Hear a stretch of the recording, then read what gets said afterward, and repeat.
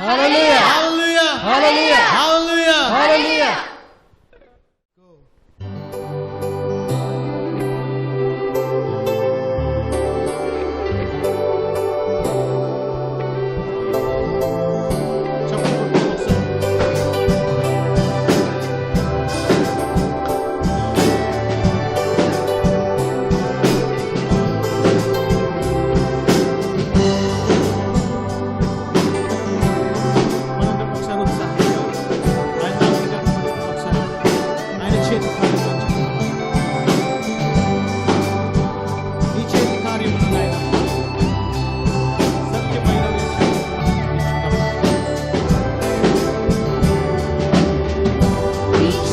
కార్యములు సత్యమైనవి, నీ నీతి న్యాయములు ఉన్నతమైనవి.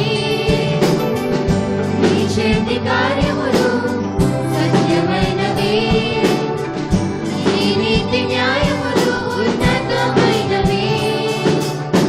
నీ ఆజ్ఞలు కృపతో నిండి ఉన్నది, నీ జాడలు సారములు వెదజల్లుచున్నవి.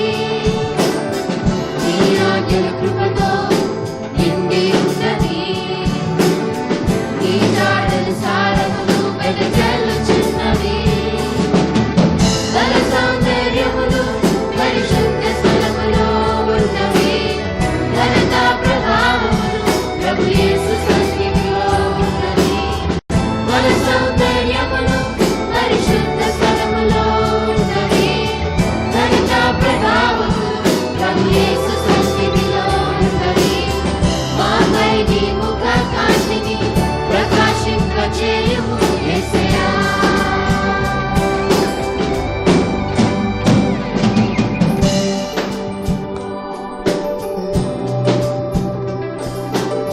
నీ ఆలోచనలు గంభీరము అయిన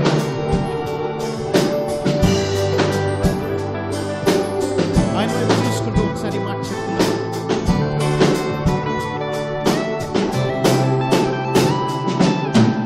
నీ ఆలోచనలు గంభీరములు, నీ శాసనములు హృదయానందకరములు. నీ ఆలోచనలు గంభీరములు, నీ శాసనములు హృదయానందకరములు. నీ మహిమ ఆకాశమంతా వ్యాపించి ఉన్నది, నీ ప్రభావం సర్వభూమిని కమ్ముచున్నది. నీ మహిమ ఆకాశమంతా వ్యాపించి ఉన్నది, నీ ప్రభావం సర్వభూమిని కమ్ముచున్నది. బల సౌందర్యములు పరిశుద్ధ స్థలములో ఉన్నవి, ఘనత ప్రభావములు ప్రభు యేసు సన్నిధిలో ఉన్నవి. బల సౌందర్యములు పరిశుద్ధ స్థలములో ఉన్నవి, ఘనత ప్రభావములు ప్రభు యేసు సన్నిధిలో ఉన్నవి. మాపై నీ ముఖ కాంతిని ప్రకాశింపచేయుము యేసయ్యా.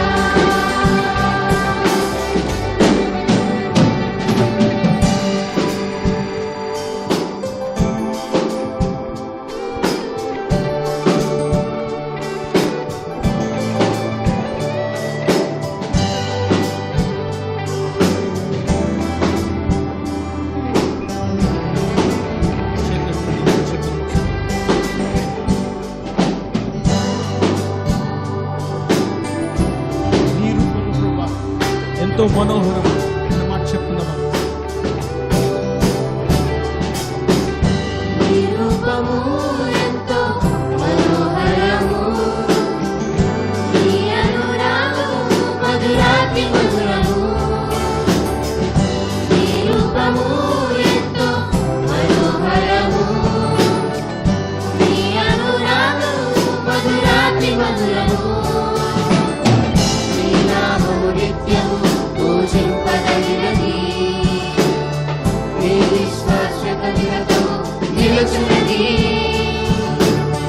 నీ నామము నిత్యము పూజింపదగినది, నీ విశ్వాస్యత నిరతము నిలుచున్నది.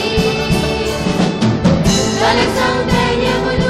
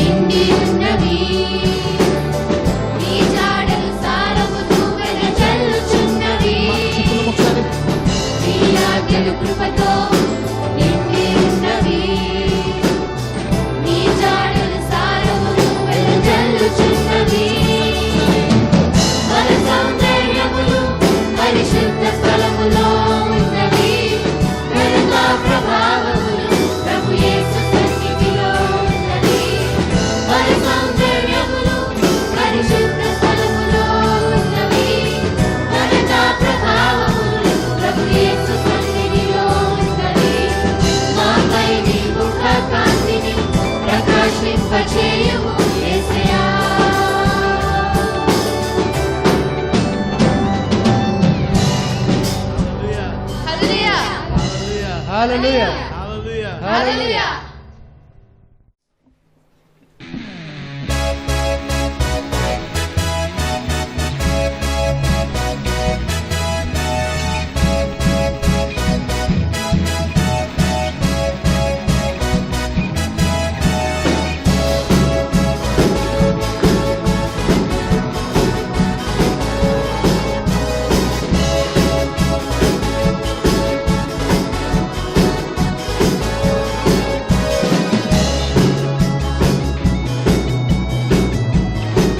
ఒకసారి మనం కలిసి సూర్యుడు అనుకుందామా?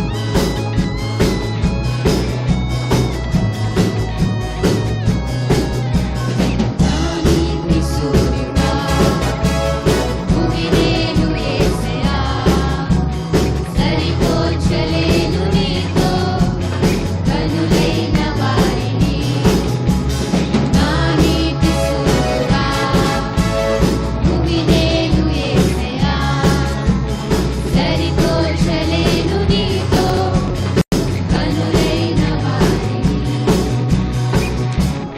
రాజులకే మహారాజువు కృప చూపే దేవుడవు నడిపించే గజలేయుడా కాపాడే కాపరివే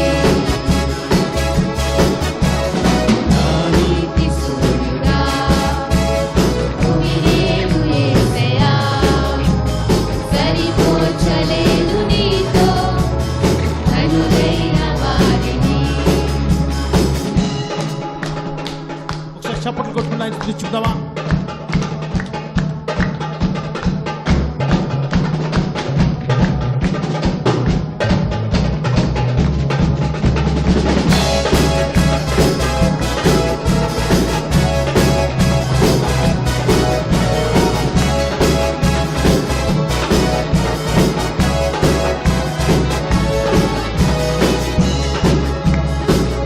స్తుతించుకుంటూ ఒకసారి శ్రమలలో బహుశ్రమలలో ఆదరణ కలిగించే దేవుడు. మనందరం కలిసి ఆయన స్తుతించుకుందాం.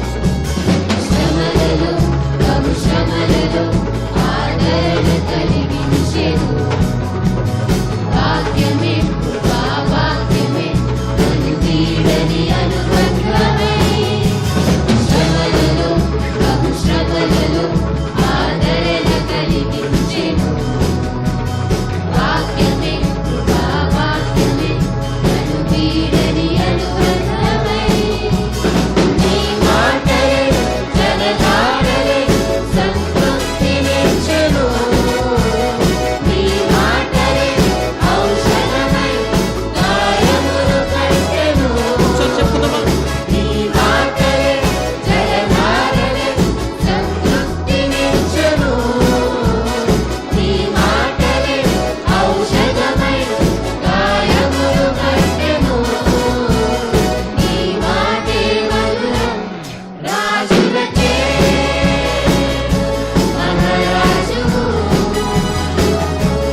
కృప చూపే దేవుడవు నడిపించే నజరేయుడా కాపాడే కాపరివే నీతి సూర్యుడా భూమినేలు యేసయ్యా సరిపోల్చలేను నీతో కనులైన వారిని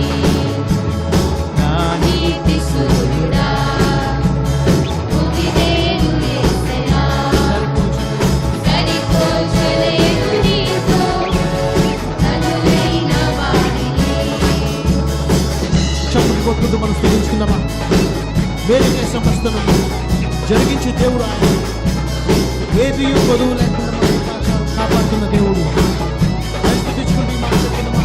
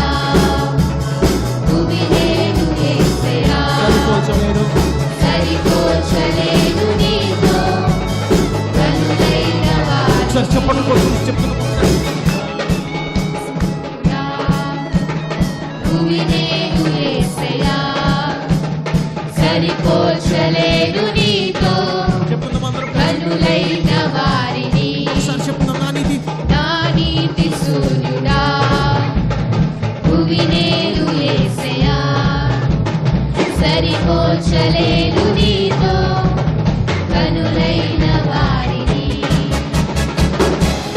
ప్రేమించే యేసయ్యా, యేసయ్యా, నీవుంటే చాలునయా, నడిపించే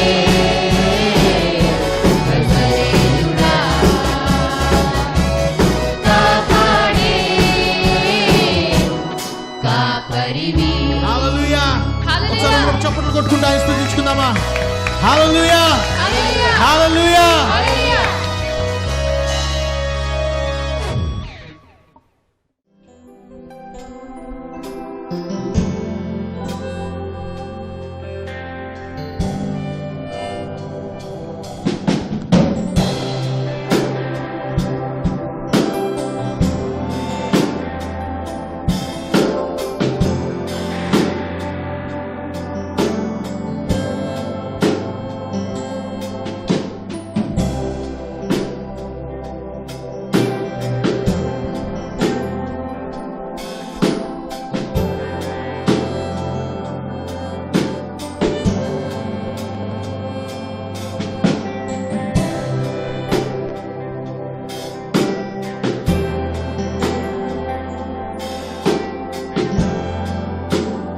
యేసయ్యా, మీకు వందనాలు తెలియజేస్తాము. మీ చేతులు ఎత్తుకుందాం ఒకసారి.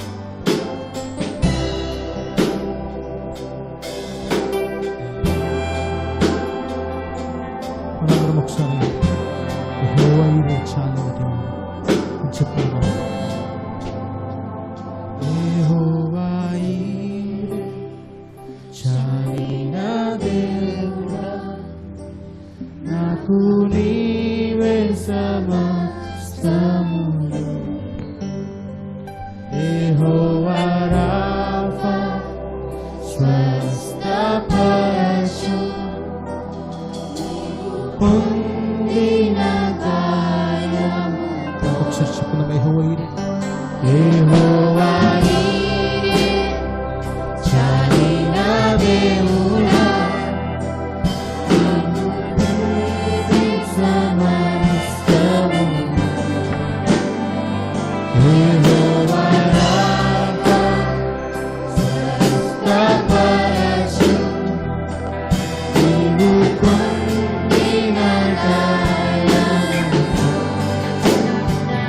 యెహోవా షమ్మా, నాకు తోడై నన్ను నడిపించి కాచెదవు.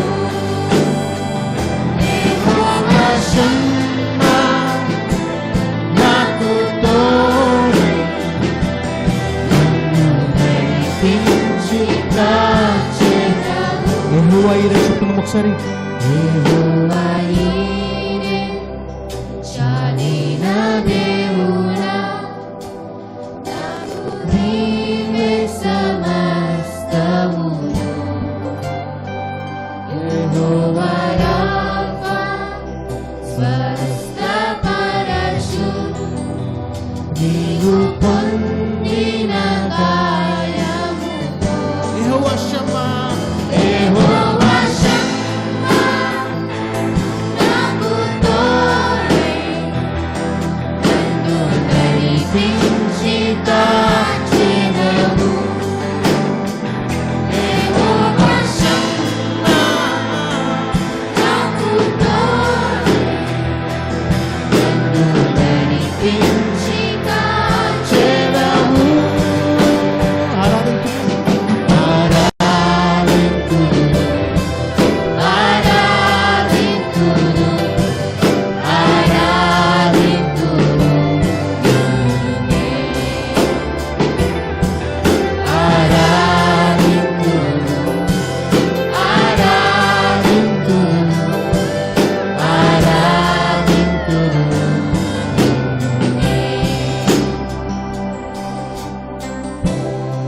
ఒకసారి మనం మన చేతుల పైకి ఆయన స్తుతించుకుందామా?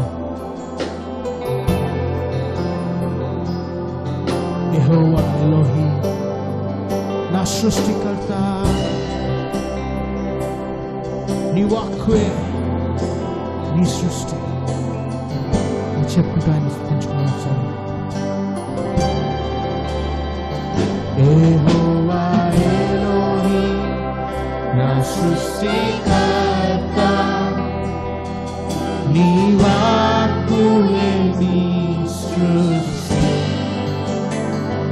యెహోవా ఎలోహిం నా సృష్టికర్త, నీ వాక్కువే నీ సృష్టి. చెప్పుదాం ఒకసారి. యెహోవా షమ్మా, యెహోవా షమ్మా, నాకు తోడై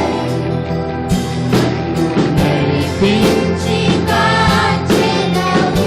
యెహోవా షమ్మా, యెహోవా షమ్మా, నాకు తోడై నడిపించి కాచెదవు. నీవుంటే చాలు, నీవుంటే చాలు, నీవుంటే చాలు, నీవుంటే చాలు.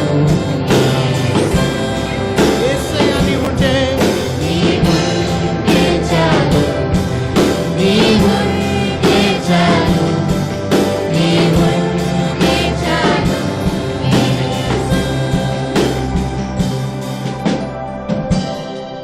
ప్రియమైన సంగమా, ఆ విధంగానే ఒకసారి మన చేతుల పైకి ఎత్తుకుందాం. యెహోవా ఎల్యోన్, మహోన్నతుడా,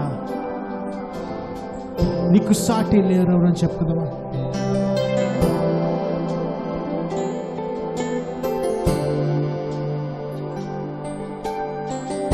ఈ మాట చెప్పుదామా.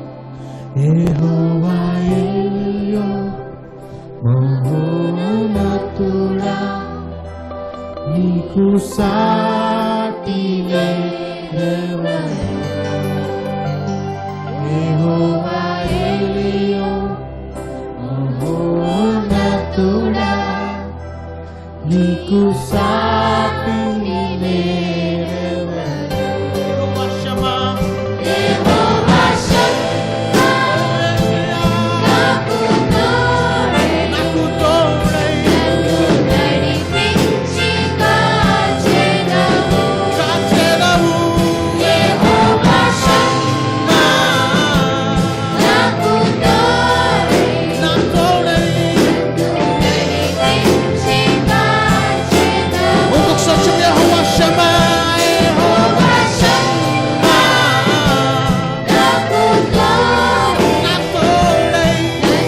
నడిపించి కాచెదవు. యెహోవా షమ్మా, యెహోవా షమ్మా, నాకు తోడై నా తోడై. నడిపించి కాచెదవు. మనం చెప్పిన ఒకసారి ఆరాధించును.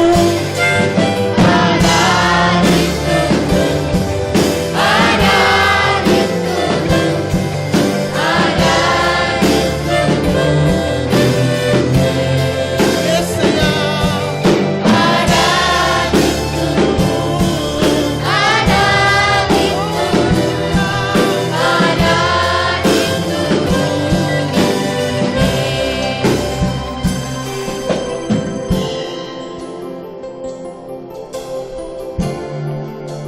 ఓ ఆరాధించును. యెహోవా షాలోమ్, శాంతి ప్రదాత, నా హృదయలోకి రమ్మునాయన, మా మనసులోకి రండి ప్రభా. ఈరోజు ఈ మాట చెప్పుకుందామా, మా చేతులు ఎత్తుకుంటున్నాం. యెహోవా షాలోమ్, శాంతి ప్రదాత, నా హృదయలోకి రమ్ము. యెహోవా షాలోమ్, శాంతి ప్రదాత, నా హృదయలోకి. ఇంకొకసారి చెప్పుకుందామా. యెహోవా షాలోమ్, శాంతి ప్రదాత, నా హృదయలోకి రమ్ము.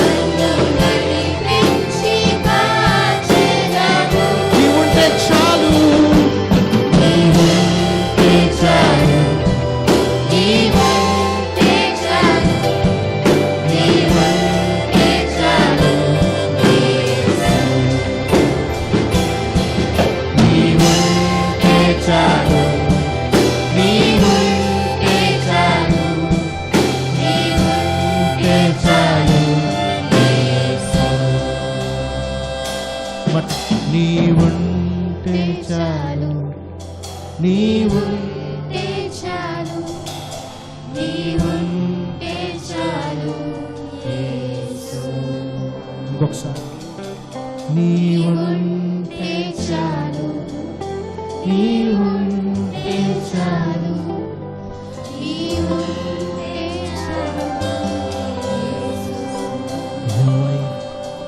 యెహోవా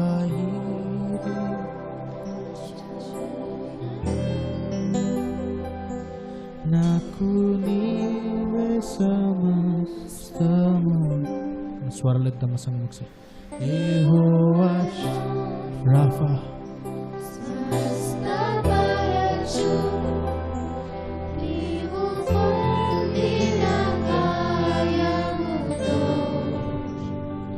యెహోవా షమ్మా నాకు తోడై నన్ను నడిపించి కాచెదవు యెహోవా షమ్మా నాకు తోడై నన్ను నడిపించి కాచెదవు ఒకసారి చెప్పుదాం. యెహోవా షమ్మా నాకు తోడై నన్ను నడిపించి కాచెదవు యెహోవా షమ్మా నాకు తోడై నన్ను నడిపించి కాచెదవు యెహోవా షమ్మా యెహోవా షమ్మా నాకు తోడై నన్ను నడిపించి కాచెదవు యెహోవా షమ్మా నాకు తోడై నన్ను నడిపించి కాచెదవు యెహోవా షమ్మా నాకు తోడై నన్ను నడిపించి కాచెదవు ఒకసారి ఆరాధిద్దుము.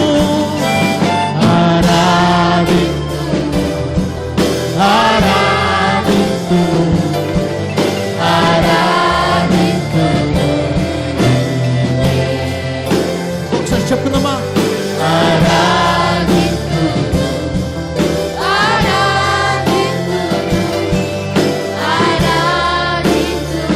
నీవుంటే చాలు. చెప్పుదామా.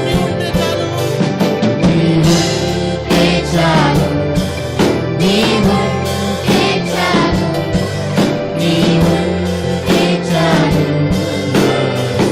చెప్పుదాం. యెహోవా షమ్మా నాకు తోడై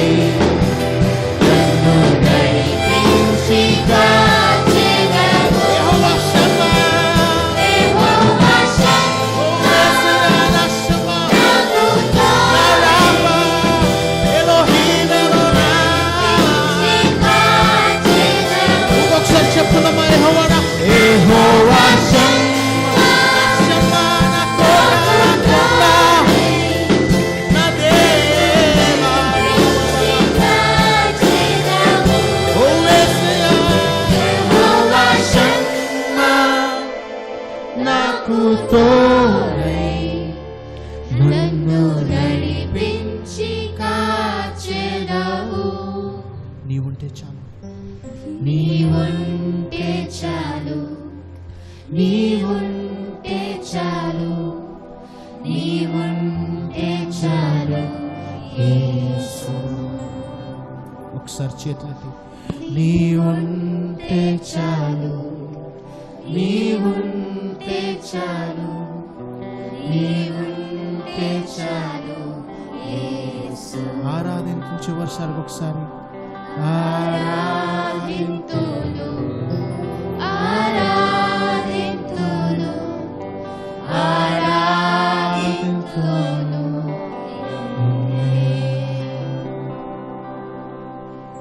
యేసయ్యా మీకు వందనాలు చెల్లిస్తున్నాను.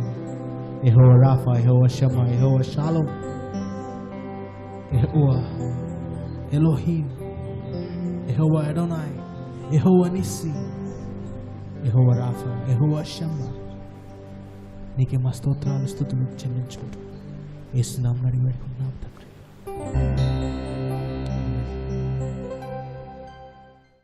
ప్రార్థన చేసుకుందామండి. ప్రేమగల మా తండ్రి, మా గొప్ప దేవ, మరొకసారి నీ సన్నిధికి చేరి నేను స్తుతిస్తున్నాం, కనపరుస్తున్నాం, మహింపరుస్తున్నాం. గొప్ప దేవుడు నాయన, నీకే వందములు, స్తోత్రం, స్తుతులు చెల్లించుకున్నాం నాయన ప్రభా. మరి సమయం నీది నాయన ప్రభా తండ్రి దేవా. నాయన మేమందరం కలిసి ప్రభా తండ్రి నీ తట్టు చూస్తున్నాం ప్రభా తండ్రి. మమ్మల్ని దర్శించండి, మమ్మల్ని సంధించండి, మమ్మల్ని ఆత్మ ద్వారా నీ వాక్యం ద్వారా బలపరచండి ప్రభా. నాయన కనికరించండి. నీ స్వరం మాత్రమే తండ్రి వినేలాగా నాయన తండ్రి నీ కృపని విస్తరింప చేయండి. దైవానికే వందములు, స్తోత్రములు తండ్రి. ఈ యొక్క ఆన్లైన్ ఈ చర్చెస్లో ప్రభా తండ్రి దేవ నాయన గొప్ప నీ కార్యాలు జరిగించండి నాయన. నీకే వందములు, స్తోత్రం, స్తుతులు. మరొకసారి ప్రభా తండ్రి దేవ నాయన ప్రభా నాయన అసలు చాటును నాయన ప్రభా తండ్రి నన్ను మరుగుపరచండి. నీ వాక్యం నాయన ప్రభా తండ్రి బోధిస్తూ ఉంటుండగా ప్రభా తండ్రి దేవ అది నాయన నాతో ముందు మాట్లాడేలాగా సరిచేయండి నాయన. కనికరించండి ప్రభా తండ్రి, నన్ను సరిచేయబడేలా సహాయం చేయండి ప్రభా. నీకే వందములు, స్తోత్రం, స్తుతులు చెల్లించుకున్నాం తండ్రి దేవా. కనికరించండి. మరొకసారి సమయాన్ని చేతికి అప్పచెప్పుకుంటూ ఘనత మహిమ ప్రభావాలు నీకు ఆరోపిస్తూ యేసు పరిశుద్ధ నామములో అడిగి వేడుకుంటున్నాం తండ్రి. ఆమేన్. హల్లెలూయా. మరొకసారి మీ అందరికీ యేసుక్రీస్తు పేరిట నా శుభాకాంక్షలు తెలియజేస్తున్నాను. మరి దేవుని సమయం ఇది, మీరందరూ కూడా సిద్ధంగా ఉన్నారని నేను అనుకుంటున్నాను, ఆలోచిస్తున్నాను. దేవుని వాక్యం కోసం మనము సమయం ఇవ్వాలి, ఆయన స్వరాన్ని మనం వినాలి. మరి స్వరం విని మరి ఆ ప్రకారంగా జీవించడానికి కూడా మనము ప్రయాసపడాలి. ఎందుకంటే ఈ దినాల్లో మనకి ఆయన ఆత్మీయ ఆహారం మనకి ఎంతో అవసరం కాబట్టి. వాక్యం చూసుకుందామండి. వాక్యం చూసుకుందాం. హెబ్రీయులకు రాసిన పత్రిక 12వ అధ్యాయము 26 నుంచి 29 వచనాలు. అప్పుడు ఆయన శబ్దము భూమిని చలింపచేసెను గాని ఇప్పుడు నేను ఇంకోసారి భూమిని మాత్రమే కాక ఆకాశంను కూడా కంపింపచేతును అని మాట ఇచ్చి ఉన్నాడు. ఇంకొకసారి అను మాట చలింప చేయబడనివి నిలకడగా ఉండు నిమిత్తము అవి సృష్టింపబడినవన్నట్టు చేయబడనివి బొత్తిగా తీసివేయబడునని అర్థమిచ్చుచున్నది. అందువలన మనము నిశ్చలమైన రాజ్యమును పొంది దైవకృప కలిగి ఉందుము. ఆ కృప కలిగి వినయ భక్తులతో దేవునికి ప్రీతికరమైన సేవ చేయుదుము. ఏలయనగా మన దేవుడు దహించు అగ్ని అయి ఉన్నాడు. చాలా మంచిది. ఇక్కడ వాక్యంలో మనము చూస్తున్నాము, చలింప చేయడం అలా కంపింప చేయబడ్డం. భూమిని కంపింప చేయడమే కాదు కానీ భూమి ఆకాశాన్ని కూడా నేను మరొకసారి కంపింప చేస్తాను అని యెహోవా దేవుడు మనతో మాట్లాడుతూ ఉన్నాడు. మరి ఒక మాట ఆలకిద్దాం. ఆ కంపింప చేయబడినప్పుడు మరి ఏంటండి, నిలవలేనివన్నీ కూడా అవన్నీ కూడా ఏమవుతాయండి, అది తీసివేయబడతాయి. నిలిచి ఉండగలిగినవే మరి అవి కంపింపబడకుండా అవి అలా ఉండిపోతాయట. ఎందుకంటే ఆయన రాజ్యంలో మిగలవలసిందంతా కూడా కదిలించబడినవి కాదు. ఆయన రాజ్యం ఎటువంటిదంటే ఆయన రాజ్యం ఒక సెక్యూర్ అయిన రాజ్యం. ఆయన రాజ్యం ఎటువంటిదంటే కదల్చబడలేని రాజ్యం. కాబట్టి మరి ఈ కదిలించబడిన మాటలు, కంపించబడిన మాటలు యెహోవా దేవుడు ఇదొక ప్రవచనాత్మకమైన మాట మనతో. ఆయన ఒక దహించు అగ్ని లాంటి ఆత్మ కలిగిన దైవము అని చెప్పి మనతో మరొకసారి మాట్లాడుతున్న ఈ మాట. ఎందుకని మనం కొన్ని విషయాలు మనం చూద్దాం. చూడండి, మరి పాపం ఏంటి అని మనం ఆలోచించినట్లయితే పాపము ఆజ్ఞ అతిక్రమమే పాపం అనొచ్చు అండి. ఆజ్ఞ అతిక్రమం. ఆజ్ఞల్లో 10 ఆజ్ఞలు ఉన్నాయి. ప్రార్థన చేయకపోవడమే, నీకోసం ప్రార్థన చేయకపోవడమే పాపం అని. మరి తిరుగుబాటు స్వభావం కన్నపిశాతంత్రంతో సమానం. మరి కాబట్టి పాపము అనేది దేవునికి ఇష్టం లేని ఒక మనలో ఉన్న ఒక పరిస్థితి కదా. మరి ఈ మధ్యకాలంలో జరుగుతున్న విషయాలు మనం చూసినట్లయితే మరొకసారి, ఎందుకంటే మనం ఎంత సిద్ధపడవలసిన అవసరం ఉంది, ఎందుకంటే మనం దీన్ని ఇంత పట్టించుకోవలసిన అవసరం ఉంది. పట్టించుకొని ఈ 6-7 నెలలు మనం చూసినట్లయితే మరి ఇప్పుడు మన ప్రభుత్వాలే పట్టించుకోవడం మానేసేయండి. మరి ఇంకా చూసినట్లయితే మరి ఏవేవో అన్నారు, అంతా రేషన్లు, ఫ్రీ రేషన్లు అన్నారు, చాలామందికి మరి రోజువారీ కూలికి వెళ్తున్న వారికి డబ్బులు అన్నారు, మైగ్రెంట్స్కి డబ్బులు అన్నారు, అంతా కూడా చేస్తూ ఉన్నారు. కానీ మనుషులు కూడా ఒక క్రమం తప్పిపోయి ఇంక పోతే పోనీలే, చచ్చిపోతాం, ఏమి ఎంతకాలం మనం అలాగా మౌనంగా ఉండిపోతాం, లోపల ఉండిపోతాం, ఏం చేయకుండా ఉండిపోతాం. మనం ఏదో చేస్తే రెక్కాడితే డొక్కాడదు కదా, మనం ఏదో పని చేయకపోతే మనకి జరగదు కదా, మనం ఏదో చెయ్యాలి కదా అని చెప్పి వాళ్ళందరూ అలాగా మాట్లాడుకొని అలాగా ఆలోచించుకొని ఎంతగానో కూడా వాళ్ళ సొంత నిర్ణయాలు తీసుకుంటున్నారు. మరి చక్కగా బాగా సమస్య ఉన్నప్పుడైనా మనం ఏమైపోతూ ఉంటాం అంటే దేవుడికి ఎడమైపోతూ ఉంటాం. ఏమీ లేని సమయంలో, ఈ సమయం ఇంత భయంకరంగా ఉంది, మమ్మల్ని భయం ఆవరిస్తుందన్న సమయంలో కూడా మనం దేవునికి దగ్గర ఉండలేకపోతున్నాం.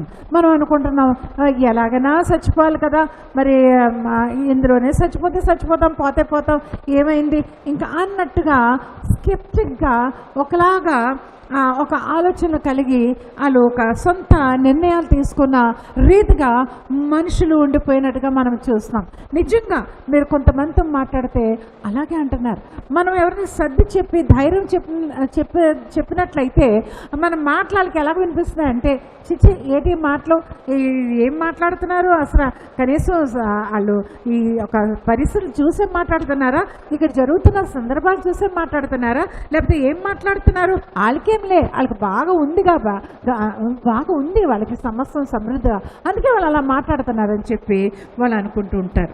కానీ ఒక కంపింపు, ఒక చలింప చేసే పరిస్థితి, మరి భూమిని ఆకాశాన్ని మరొకసారి మరి గొప్పగా కదిలింపచేసే ఒక పరిస్థితిని ఆ యెహోవా దేవుడు తెస్తున్నాడు.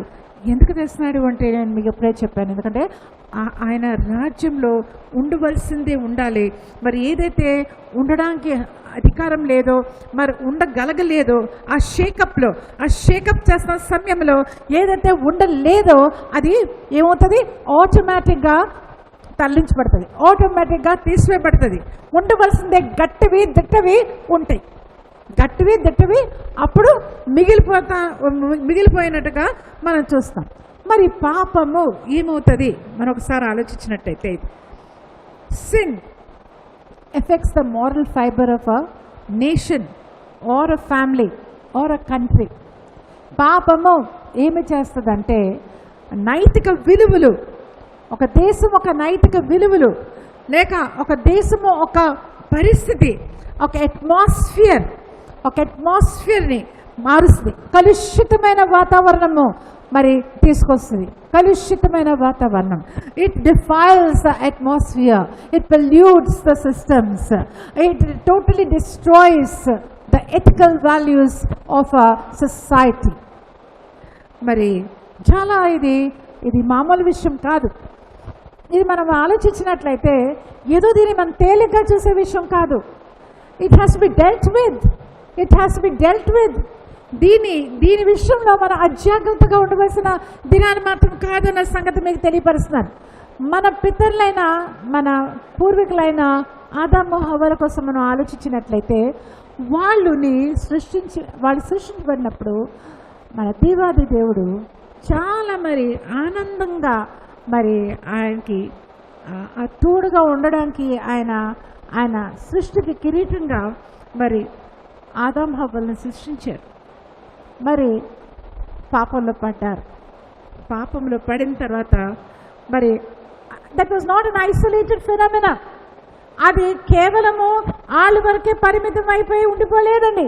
సర్వ మానవాళిని, సమస్త అట్మాస్ఫియర్ని, సమస్తాన్ని కలుషితం చేసింది. సృష్టి ఆవత కూడా ఒక పాపములో మరి దేవుని చేత వాళ్ళు శపించబడ్డారు.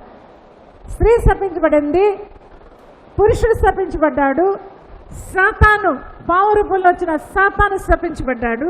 మనందరికీ తెలుసు. మన అవన్నీ ఆ క్లాసెస్లో మనం వెళ్ళలేదు. కానీ వాట్ కెన్ సిన్ డూ? నువ్వు పాపము చేసి నువ్వు తప్పించుకుంటావంటే జరగని పని. నీ పాపం నేను ఎతికి తరిమి పడుతుంది. The sting of sin is death. పాపానికి కాన్సిక్వెన్స్ ఏంటండి? మరణము. పాపం అంత భయంకరం తీసున్నా అన్న సంగతి మనం ఆలోచించాలి. అయితే ఈ దినాల్లో ఏంటంత అవసరం ఈ షేకప్? ఇది ఏమైనా జడ్జ్మెంట్ దినాలా? మనం జడ్జ్ అయిపోతామా? జడ్జ్ చేయబడతామా? తీర్పు తీర్చబడతామా? లోకమంతా అంతమైపోతుందా అనుకోవడానికి వీలు లేదు. చాలామంది చాలా వేరే వేరే రకాలుగా ఆలోచిస్తున్న దినాల్లో ఉన్నాం. అందరూ తెలివితేటలతో ఉన్నవారే. చాలామంది చాలా క్షుణ్ణంగా బైబిల్ మరి స్కాలర్స్గా ఉన్నారు. చాలామంది ఇంకా చూసినట్లయితే చాలా మరి కాంప్రిహెన్సివ్ బైబిల్ స్టడీస్ చేసిన వారుగా ఉన్నారు. మరి చాలా మరి వేరే వేరే రకాల్లో వాళ్ళు ఇంటలెక్ట్ సమకూర్చిన వారుగా ఉన్నారు. కానీ మనము ఇప్పుడు ఈ విషయం మనం ఒకసారి చూసినట్లయితే మనం ఎందుకు ఈ పరిస్థితి వచ్చిందని కొంతమంది అనుకోవచ్చు. సాతాను తెచ్చిపెట్టాడు ఇది. దేవుడు మాత్రం కృపా కనికరంతో కూడిన దేవుడు. 2000 సంవత్సరం కిందటే దేవాది దేవుడు చేయవలసిన పనంతా కూడా పూర్తి చేశాడు శిలువ మీద. మరంత బాగుంది. కానీ ఇప్పుడు అయితే ఆ ఒక సాతానే ఇది ఒక బయోవెపన్గానే కావచ్చు, దేవుని సృష్టి అంతటినీ కూడా మరి ఇంత భయంకరంగా దెబ్బ కొట్టడానికి, పొడ చేయడానికి, మరి నశింప చేయడానికి చేసిన ఒక గొప్ప ప్రయోగము, ప్రయాస అని చాలామంది అనుకుంటున్నారు. కొంతమంది ఏంటి అనుకుంటున్నారు, ఇది దేవుని ఒక జడ్జ్మెంట్ అంటున్నారు, లేక దేవుని ఒక హెచ్చరిక అంటున్నారు, దేవుని ఒక చేజనింగ్ అంటున్నారు, దేవుని యొక్క ఉగ్రత అంటున్నారు. రకరకాలుగా మానవులు దానికి ఒక వేరే వేరే విధానంగా దాన్ని చిత్రీకరిస్తూ ఉన్నారు ఈ పరిస్థితుల్ని. ఏదైనా నేను అనుకుంటున్నాను, this is just a shake up. ఇది ఒక హెవెన్ అండ్ ఎర్త్ ఏం చేస్తాడంటే కదిలింప చేస్తున్నాడు, కంపింప చేస్తున్నాడు, చలింప చేస్తున్నాడు. ఎందుకంటే ఎన్నిసార్లు చెప్పినానో కూడా మనము మాత్రము మన నడవడిక మార్చుకోవటలేదు, మన జీవితాలు మనం సరి చేసుకోవటలేదు. మనం ఒకసారి మనం ఏ స్థితిలో ఉన్నామో మన స్వపరీక్ష, స్వవిమర్శ చేసుకోవటలేదు. యథాలాభంగా యథావిధిగా లోకంతో సమర్థించుకొని బ్రతుకుతున్నాం. నేను నా ఇష్టము, నా చిత్తము అనుకుని బ్రతుకుతున్నాం. మనుషుల్ని మనం ఎంచుతున్నాం, మనుషుల్ని మనము నిందిస్తున్నాం, మనుషుల్ని మనము ఏం చేస్తామంటే వాళ్ళకి తీర్పు తీరుస్తున్నాం. We are judging others. మనకి తీర్పు తీర్చే అధికారం లేదు. మన తీర్పు మనమే తీర్చుకునే ఎడ్ల మనం మన్నా నుంచి జీవానికి దాటిపోతామంటున్నారు దేవాది దేవుడు. We will be totally rescued from he judging us. మనల్ని మనం తీర్పు తీర్చుకున్నట్లయితే అవన్నీ మనం మానేసి మనం చేస్తున్నంత కూడా ఇది మనం చేస్తుంది. We are not looking in to our self. మన సెల్ఫ్ ఎగ్జామినేషన్లో మాత్రము మనం లేమన్న సంగతి మీకు తెలియపరుస్తున్నాను. మరి ఇవన్నీ మనం ఆలోచించవలసిన పరిస్థితి కాదు. కానీ ఏది ఎలాగున్నా కానీ మన ఈ దినాలు ఇలాగున్నాము అంటే దేవుని కృపలో మనం ఉన్నాము. దేవుని గొప్ప కృప కనికరం మనల్ని వెంటాడుతుంది అన్న సంగతి మనం అర్థం చేసుకొని జీవించుకోవాల్సిన దినము. హల్లెలూయా. ఏ దినాన్ని బట్టి ఆ దినాన్ని మనం జీవించే దినాలు. ఈ దినం నాకు ఆహారం ఉందా, ఈ దినం నాకు బట్టలు ఉన్నాయా, ఈ దినం నాకు ఆశయం ఉందా, చాలు దేవా ఈ దినాన్ని నన్ను జీవింపచేస్తావు. రేపటి దినాన్ని నీ చిత్తం. నా ప్రతి ఒక్క క్షణము, జీవము, నాకు ఆయుష్దినాలు నీ గుప్పెట్లో, నీ చేతుల్లో ఉన్నాయి సుమా అని. when you resign yourself and surrender yourself to God, the Almighty God is going to take care of everything in your life. నీ జీవితంలో ప్రతి ఒక్కటి కూడా చూడగలిగిన దేవుడు, మోరబెట్టగా ఉత్తరం ఇచ్చే దేవుడు, నీకు సన్నిహితంగా ఉండగలిగిన దేవుడు, నీకు సమీపంగా ఉన్న దేవుడు అన్న సంగతి మీకు తెలియపరుస్తున్నాను ఈ దినాన్ని. చూడండి, ఇంత మాత్రంలోనే మనము కంగారు పడిపోవలసిన విషయము ఏమీ కూడా లేదని ఒకసారి మీకు తెలియచేస్తున్నాను. మీరు యోహాను 10వ అధ్యాయం 10వ వచనంలో ఒక మాటను చూడండి, అది మనం చదివి ఒకసారి చూద్దాం. యోహాను 10:10. దొంగతనమును హత్యను నాశనమును చేయుటకు వచ్చును గాని మరి దేనికి రాడు. గొర్రెలకు జీవము కలుగుటకును అది సమృద్ధిగా కలుగుటకును నేను వచ్చితినని మీతో నిశ్చయముగా చెప్పుచున్నాను. చూడండి, ఒక దొంగ విషయం ఇక్కడ రాయబడింది. దొంగ దేనికి వస్తాడు?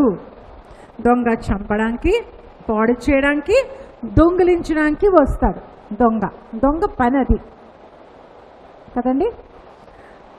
మరి నేనైతే దేనికి వస్తున్నాను అంటున్నాడు దేవుడు.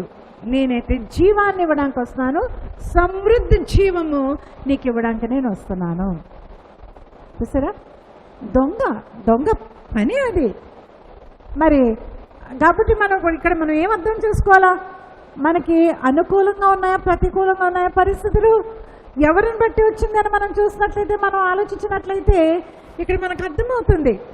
చంపడానికి, పొడి చేయడానికి, మరి దొంగతనం చేయడానికి దొంగ వస్తాడు మనల్ని, మన అజాగ్రత్తగా ఉన్నప్పుడు. నేను మీకు అన్నాను కదండి, పాపము మన ఇంట్లో ఒకరు చేస్తే ఇల్లంతా కూడా ఆ పర్యవస్థానంలో ఉంటుంది. Sin pollutes the atmosphere.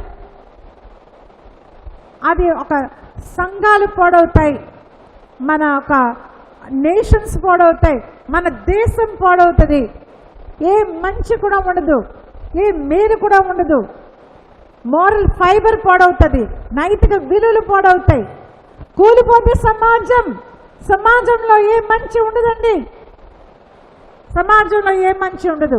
ఇప్పుడు సమాజం ఎలాగుంది మీరు ఒకసారి ఆలోచించారా? సమాజం ఎలాగుంది సమాజం ఈ కాలంలో మీరు చూసినట్లయితే, మన దేశమే కాదు లోక ప్రపంచంలో కూడా సమాజం ఎలాగుంది ఒక్కసారి. How is the society, culture ఎలాగుంది? ఎవరిని మనం ఎంచలేము, ఎవరిని మనం పొగడలేము, ఎవరు తక్కువగా లేరు. పాపము సొదొమ గొమొర్రా దినాల కంటే చెలరేగిపోయింది. భూమి అంతా కూడా ఆ పాప భారము మోయలేక ఎప్పుడు దానికి విడుదల కలుగుతుందో అని చెప్పి దేవునికి మొరపెడుతున్నట్టుగా మనం చదువుతున్నాం. అంత భయంకరంగా ఉంది పాప స్థితి. ఏమండి, సినిమాలు, ప్రేమ, దోమ, same sex marriages, sexual perversion, pornography, abortions. America అయితే అబార్షన్స్ని ఎంతలా పర్మిట్ చేసిందంటే 9 మాసాలు కలిగిన పిండం కూడా మరి ఆ గర్భంలో ఉన్న పిండాన్ని అబార్ట్ చేయొచ్చని పర్మిషన్ ఇచ్చారట. ఎంత రక్త ప్రమాదాలు! ఆ ఒక అమాయకమైన రక్తము మొరపెడతలేదా దేవునికి? సాతానికి కలిగిన సంఘాలు, విగ్రహారాధనలు,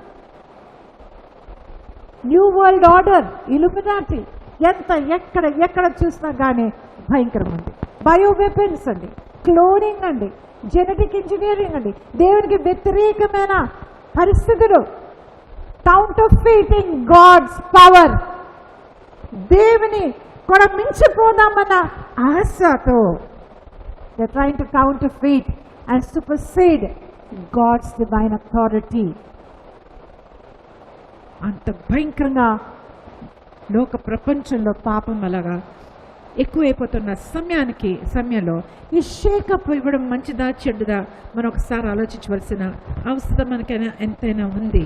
దొంగ మనల్ని పాడు చేయడానికి, మనల్ని చంపడానికి, మనల్ని దొంగిలించడానికి వస్తాడు. కానీ దేవుడు మనల్ని ఎత్తుక్కుంటూ మన వెంట పడుతూ నువ్వు ఎక్కడా అని చేతులు చాచి మన కోసం ఎదురు చూస్తూ చివరికి తన ఏకాయక కుమారుణ్ణి ఈ లోకానికి ప్రేమ కానుగ్గా అస్సలు మన్నానికి అప్పచెప్పినట్టుగా మనం చూస్తున్నాం.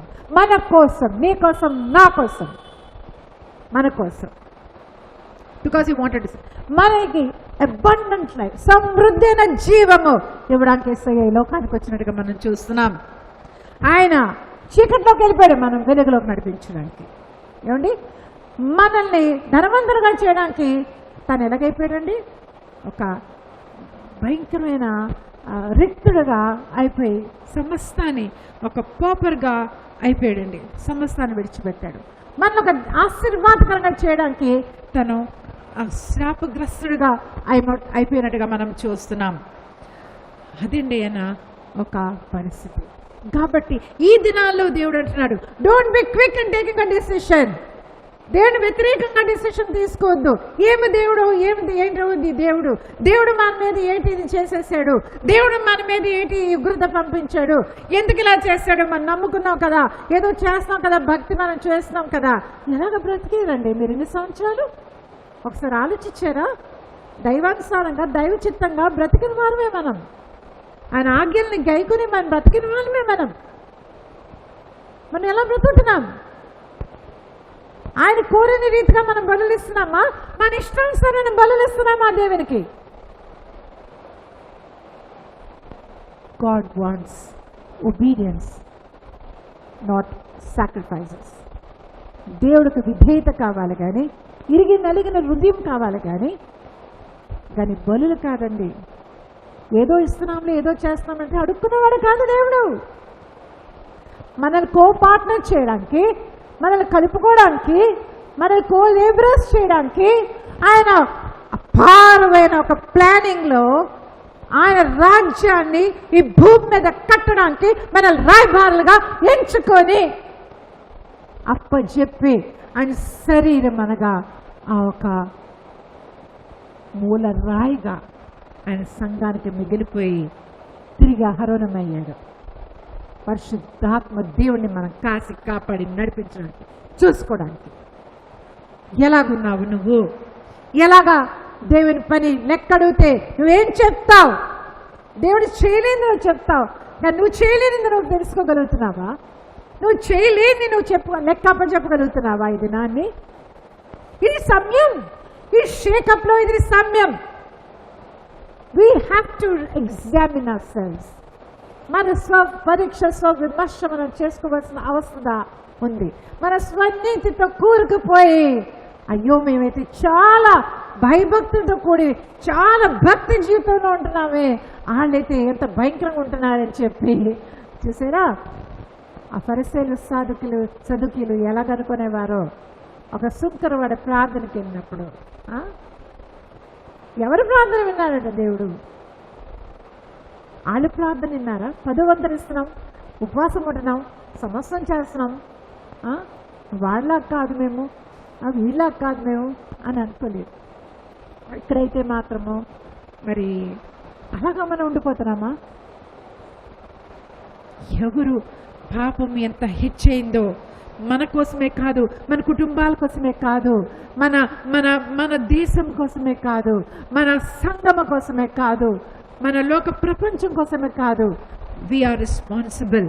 ఈ షేకప్ ఒక మన దేశానికి రాలేదు కదా, ఈ షేకప్ లోక ప్రపంచానికి నిర్వర్తిస్తుంది, లోక ప్రపంచానికి నిర్వర్తిస్తున్నట్టుగా మనము చూస్తున్నాం.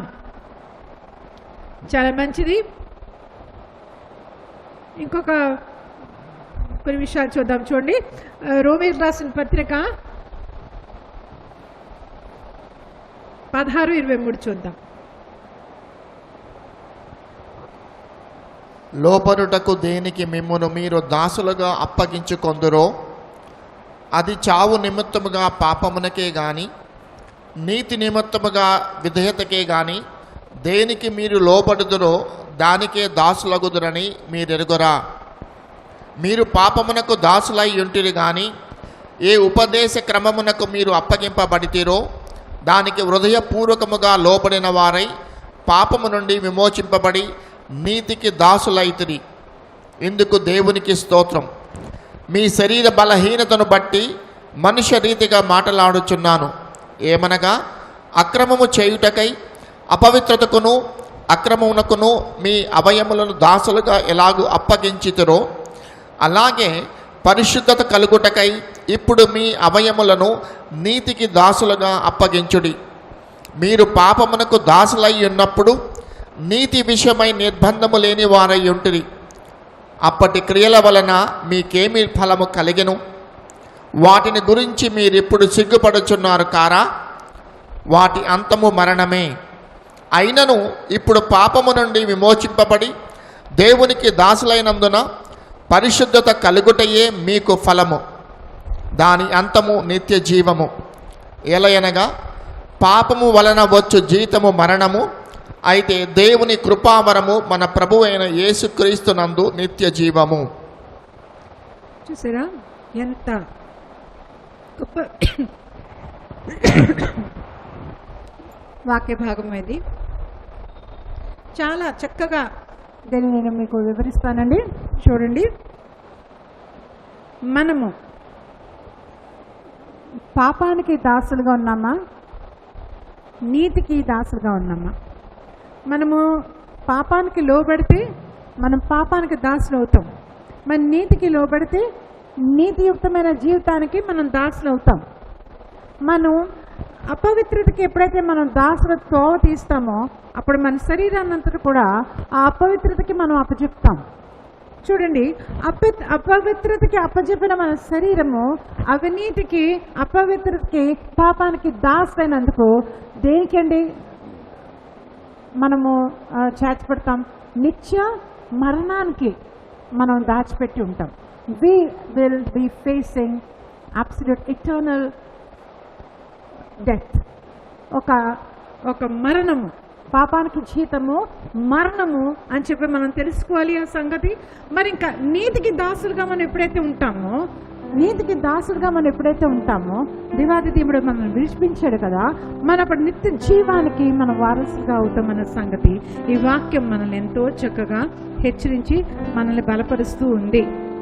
కాబట్టి మనము చేయవలసినంతా కూడా ఈ దినాల్లో మనము చాలా సిద్ధపడుతూ ఒక గొప్ప పరిస్థితి, ఒక గొప్ప మార్పు, ఒక గొప్ప ఒక జీవం మరి రాబోతుంది సుమా అని చెప్పి మనం అర్థం చేసుకోవాలి.